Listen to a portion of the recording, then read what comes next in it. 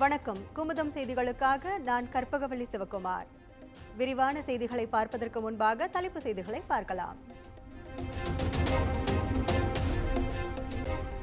நீலகிரி, கோவை உள்ளிட்ட 7 மாவட்டங்களில் இன்று மிக கனமழைக்கு வாய்ப்பு.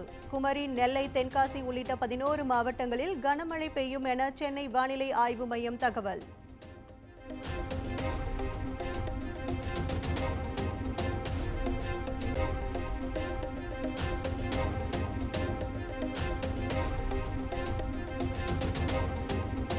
தமிழ்நாட்டில் வருகிற 24ஆம் தேதி வரை கனமழைக்கு வாய்ப்பு. சென்னையில் மிதமான மழைக்கு வாய்ப்புள்ளதாக வானிலை ஆய்வு மையம் தகவல்.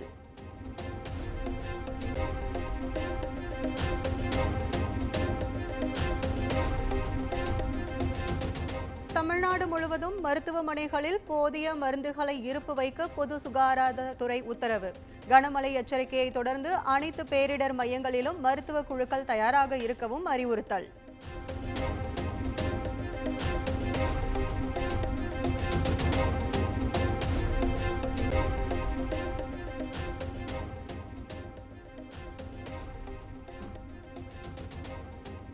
குமரி, கோவை, நெல்லை, நீலகிரி ஆகிய மாவட்டங்களில் மாநில பேரிடர் குழு தயார் நிலை. மிக கனமழை எச்சரிக்கையை தொடர்ந்து மீட்பு மற்றும் நிவாரண பணிகளை மேற்கொள்ள முகாம்.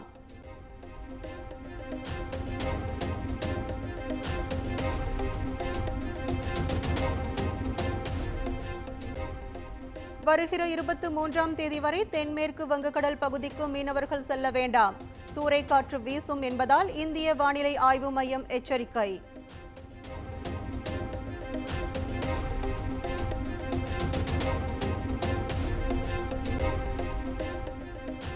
குமரியில் 10,000த்திற்கும் மேற்பட்ட மீனவர்கள் கடலுக்கு செல்லவில்லை.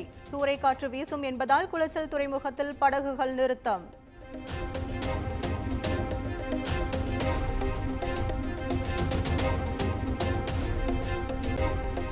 கொடைக்கானல் மேல் மலைப்பகுதிகளில் பெய்த தொடர் மழையால் மூங்கில்காடு கிராம பகுதி ஆற்றில் வெள்ளம். அத்தியாவசிய பொருட்கள் வாங்க முடியாமல் தவித்து வரும் மக்கள் பாலம் அமைத்து தர அரசுக்கு கோரிக்கை.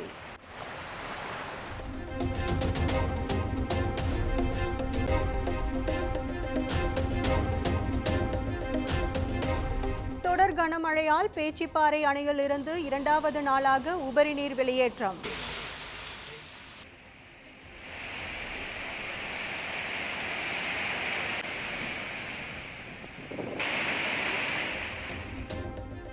தாமிரபரணி கரையோர மக்களுக்கு வெள்ள அபாய எச்சரிக்கை.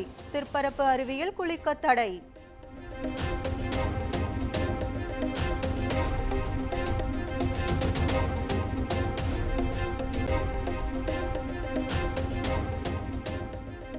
தருமபுரி மாவட்டம் அரூர் சுற்றுவட்டார பகுதிகளில் தொடரும் கனமழை.